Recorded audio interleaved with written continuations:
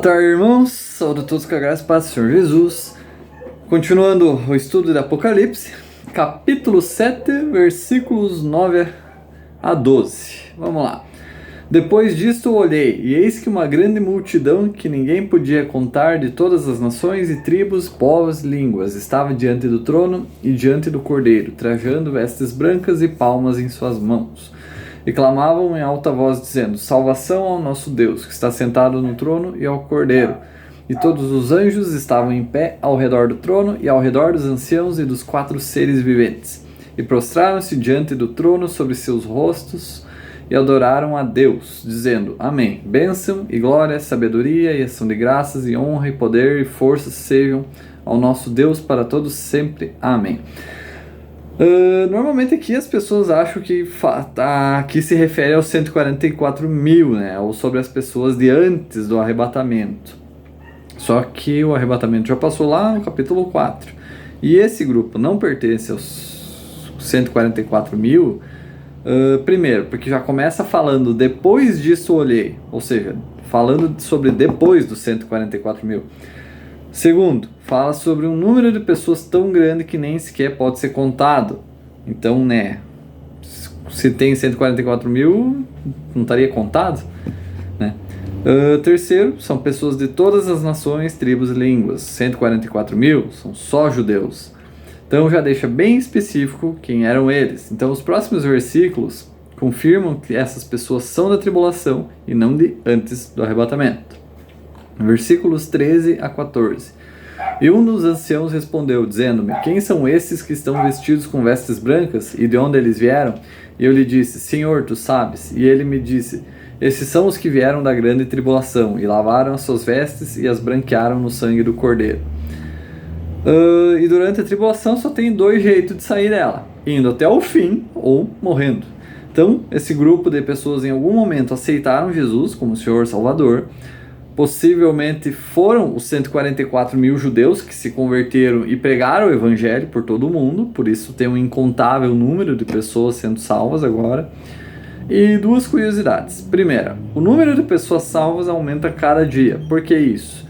Porque no original está escrito de forma contínua, ou seja, a tradução meio que mais correta, ou para entender melhor, seria: esses são os que estão vindo continuamente da grande tribulação, né?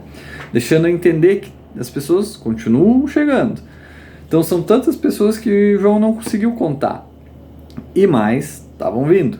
E assim como foi falado, um jeito de sair da tribulação é morrendo. Então essas pessoas estão sendo todas martirizadas, estão morrendo pela fé, morrendo por Jesus. E segunda curiosidade, essas pessoas estão vindo da grande tribulação, para não confundir com a tribulação. Todo o período de 7 anos é conhecido como grande tribulação, de fato, só que, no entanto, a primeira parte seria a tribulação, e aí sim a segunda, a grande tribulação. Por quê? Mateus 24, 15 e 21, quando, pois, virdes a abominação da desolação, de que falou o profeta Daniel, estar no lugar santo, quem lê entenda, então os que estiverem na Judéia, fujam para os montes, quem estiver no terraço, não desça para tirar coisa alguma da sua casa, nem aquele que estiver no campo volte para pegar as suas roupas, e ai das que estiverem grávidas, as que amamentarem naqueles dias, orai, porém, para que vossa fuga não aconteça no inverno, nem no sábado, porque então haverá uma grande tribulação. Por que então haverá? Como nunca houve desde o princípio do mundo até agora, nem jamais haverá. E Daniel 9:27 fala sobre a abominação da desolação ser no meio dos 7 anos. E a grande tribulação, de acordo com Mateus, acontece depois dessa abominação. Daniel 9:27. E ele confirmará o pacto com muitos por 1 semana, e no meio da semana ele fará cessar o sacrifício e a oblação.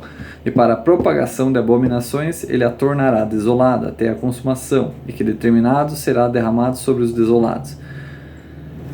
Então todo aquele grupo são de pessoas mortas durante a segunda metade da grande tribulação.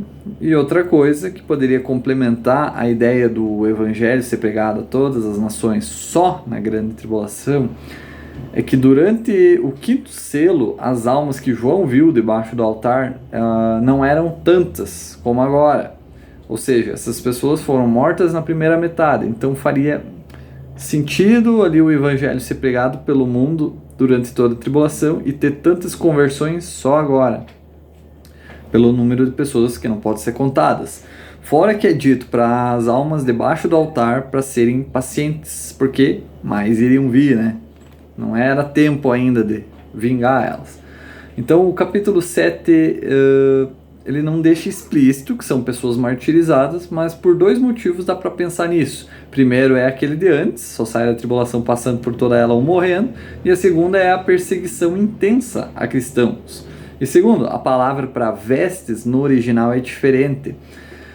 A palavra das vestes brancas das pessoas do arrebatamento seria uma veste de linho fino.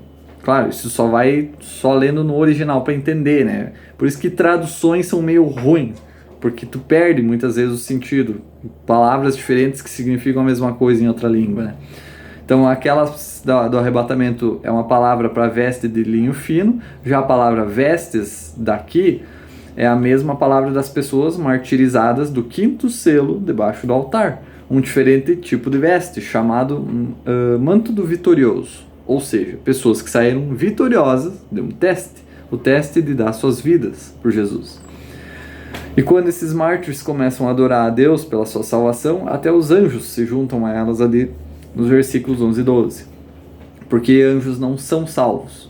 Quem viu o vídeo sobre anjos, né, sobre que ele sabe que eles acham na salvação algo interessante, que nem eles entendem, né? E eles também se alegram por pessoas salvas.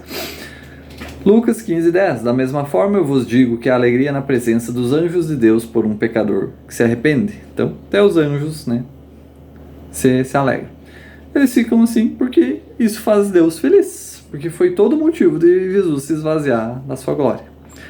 E versículos 15 a 17 para finalizar o capítulo 7. Portanto, estão diante do trono de Deus e o servem dia e noite no seu templo, e aquele que está sentado no trono habitará no meio deles.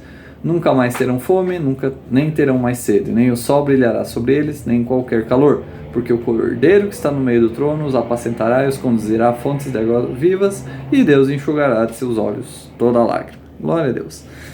Então, é isso, pessoal. Não tem muito o que falar sobre esses versículos. É isso e isso, pronto, né? Não vai ter coisa ruim no céu. Então, finalizamos aqui. Até o próximo vídeo. Deus abençoe a todos, pessoal.